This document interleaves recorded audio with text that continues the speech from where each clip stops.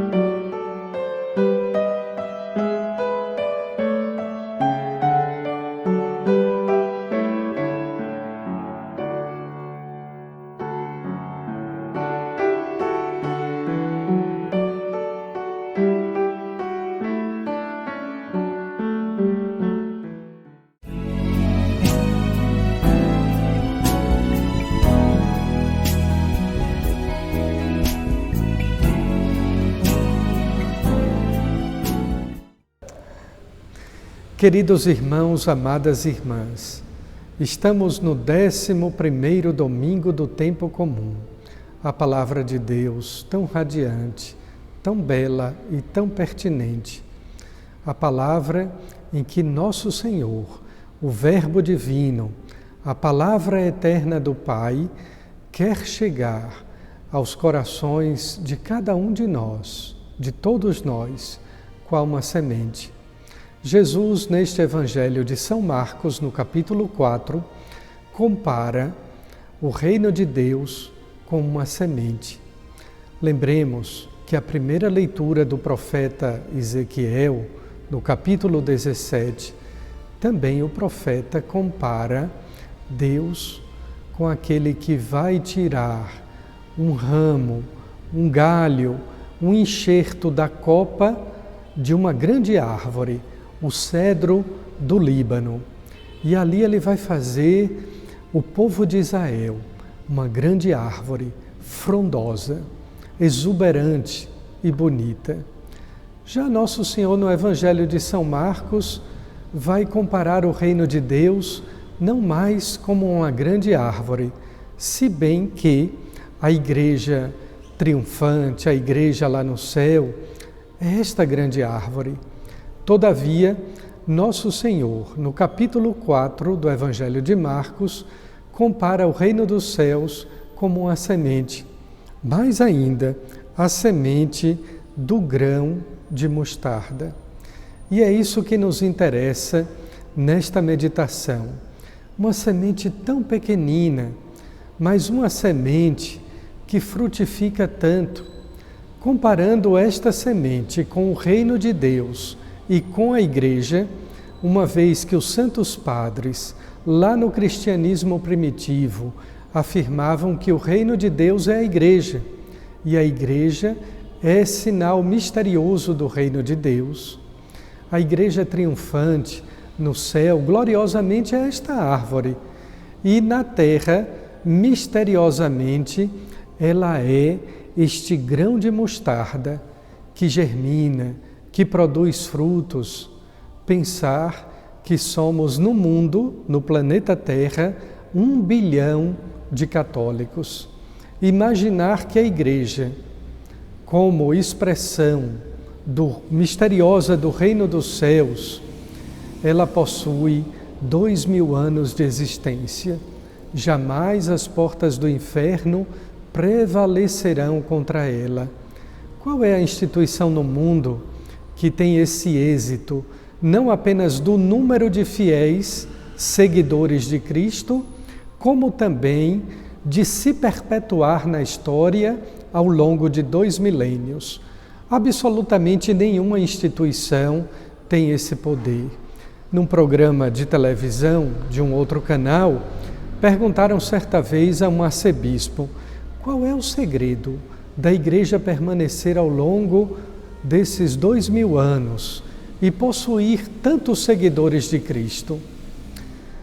A resposta daquele arcebispo poderia ser apenas ter um fundador que morreu e ressuscitou. Nenhum outro fundador. E já afirmei isso aqui neste programa de todo o coração. Nem Buda, nem Maomé, ninguém, absolutamente ninguém, morreu e ressuscitou. Por isso, o grande fato, o fato central do Evangelho de Cristo é o reino de Deus, é o anúncio do reino de Deus. A partir de um homem, Deus, de Deus que se encarna, de Deus que se fez homem, da palavra que se fez carne, morreu e ressuscitou. É deste modo que nós cremos naquilo que São Paulo, escrevendo na primeira carta aos Coríntios, no capítulo 3, ele dizia: eu plantei, Apolo regou, mas é Deus que faz crescer. O mistério da semente, daquela semente que é jogada na terra e somente ela se desenvolve, somente ela germina, escondida, no mistério, distante, oculto aos nossos olhos. Assim é o reino de Deus. Assim é a presença da graça de Deus em nossa vida. E é por isso então que nós, neste 11º domingo do tempo comum, agradecemos a Deus o seu reino, a sua igreja. É isso também que nos diz o capítulo 3 da Lumen Gentium, hein? Lembrando que havia um ateu no início do século XX que afirmou que Jesus anunciou o reino e que pena, o que deixou foi a igreja. Essa mentalidade ou essa ideia daquele ateu do início do século XX é a mentalidade também protestante, que muito difere da doutrina católica. Repito, Lumen Gentium, capítulo 3, quando se afirma no Concílio Vaticano II, o reino de Deus se apresenta misteriosamente na igreja. O reino de Deus é a igreja, e a igreja é o mistério do reino de Deus. Essa semente que é o próprio Cristo, é Ele que se lança, é Ele a semente, e é Ele a graça que faz germinar a semente. Nós recebemos na Igreja Católica através dos 7 sacramentos, os sacramentos da graça de Deus. Quantas vezes a Eucaristia penetra dentro do nosso ser e ela vai germinando a graça de Deus, fazendo frutificar os dons, os carismas, as bênçãos de Deus. Mas notem bem, é preciso também saber esperar, ter paciência, e a paciência é uma virtude.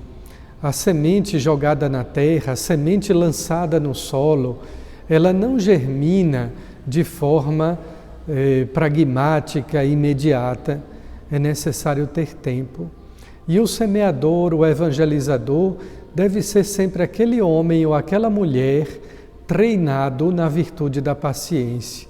Saber esperar o tempo oportuno, saber esperar o tempo de Deus. Mas nós somos tão apressados, imediatistas. Nós lançamos a semente e almejamos que seja como um clique no mouse ou no celular, no computador que a gente faz, e logo se abre uma tela e se descortina uma outra página. Calma, não é assim. Semente lançada no solo tem o tempo de Deus. Espere. Um é o que planta, outro é o que rega, mas é Deus quem faz crescer. Espere Deus. Espere o tempo divino de fazer brotar a semente. Pois é, você vai ficar agora com a nossa amiga Lunara Aires e aquele papo de cruz. Muito bem-vinda, Lunara. Muito obrigada, Dom Rui, pela acolhida. E agora eu começo junto com vocês o Papo de Cruz, o quadro do programa De Todo o Coração, já convidando você, como sempre, a ser também um evangelizador e nos ajudar a compartilhar. Hoje a palavra que eu quero conversar com vocês, dividir com vocês um pouquinho, é a primeira leitura da liturgia desse domingo, que está em Ezequiel, no capítulo 17, e no final do versículo dessa liturgia desse domingo, da primeira leitura, a gente vê uma frase muito marcante que é o que eu quero partilhar com vocês. Sim, eu, Yahvé, o disse e faço.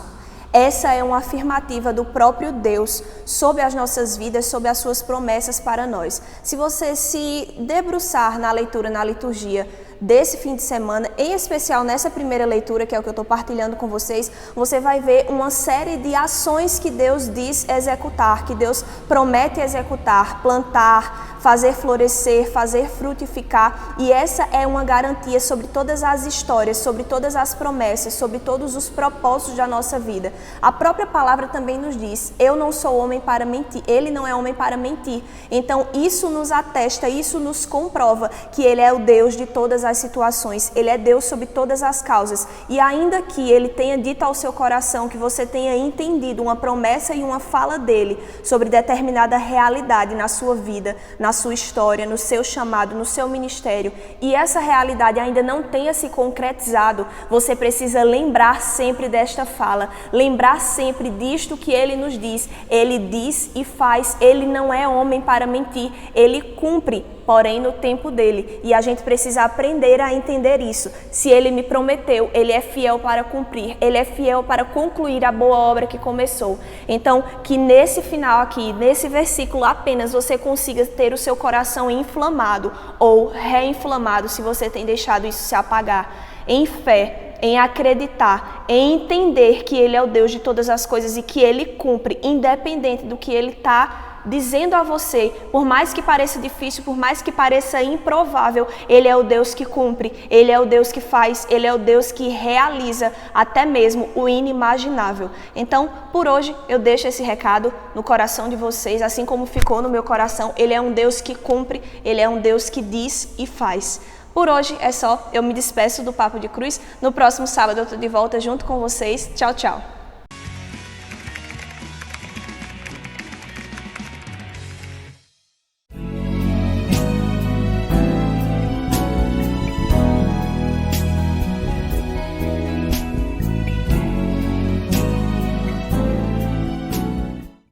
Vivemos tempos desafiadores. Quem poderia imaginar que essa pandemia haveria de durar mais de um ano de espera, um ano de paciência, um ano de provação, um ano de luto, um ano de dores, mas também um ano de esperança. Esperança não apenas na vacina, esperança em Deus. Foi Ele quem iluminou a mente dos cientistas. E Ele nos ilumina todos para que, mediante a vacina, sejamos imunizados, não somente do coronavírus, mas também do pecado, da maldade humana. É isso que destrói, que corrói a alma de cada um de nós. Que Deus nos abençoe, nos conceda a sua graça, a sua bênção, o seu amor. Proporcione a todos o dom da saúde e da cura. Em nome do Pai, do Filho e do Espírito Santo. Amém. Muito obrigado pela sua audiência. Até a próxima, se Deus quiser. Como dizia um amigo meu baiano, e ele haverá de querer. Paz e bem.